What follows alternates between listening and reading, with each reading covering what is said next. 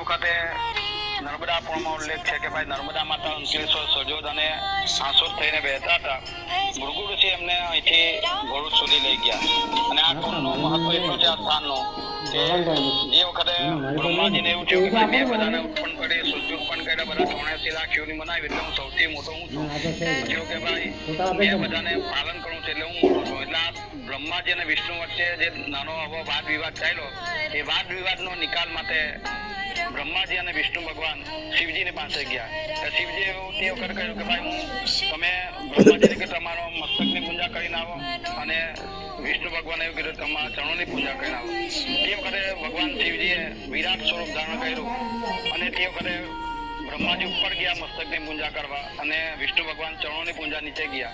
ઘણા વર્ષો વીતી ગયા છતાં બ્રહ્મા અને વિષ્ણુને શિવજીનો કોઈ અંત ન મળ્યો.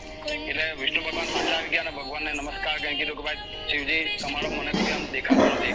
ત્યારે બ્રહ્માજી પાછા આવ્યા અને શિવજીને કહેવા લાગ્યા કે ભાઈ હું તમારા મસ્તકની પૂજા કરીને આવ્યો. આ રીતે બ્રહ્માજી ત્યાં અસત્ય બોલ્યા.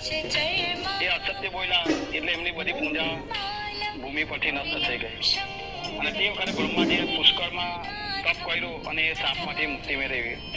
ત્યારે ગાય માતા અને સાક્ષી તરીકે બ્રહ્માજી લાવ્યા હતા. એટલે ગાય માતા કીધું કે આ બ્રહ્માજી તમારી પૂજા કરી ના એટલે ગાય માતાને પણ ત્યાં સાપ લાગ્યો ને ગાય માતાનું મુખ અપવિત્ર થઈ ગયું. એટલે જ્યારે ગાયની પૂજા કરવામાં આવે છે તો એને પૂછે કરવામાં આવે છે.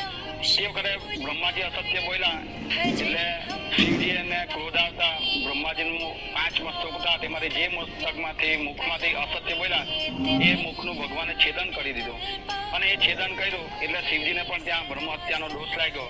એટલે શિવજી એ પાપના નિવારણ માટે પૃથ્વીની ઉપર ભ્રમણ કરતા આ સજોદ ગામમાં આવ્યા. આ જે રુદ્રકુંડ છે એ રુદ્રકુંડમાં બધા તીર્થોનું આહવાન થયું.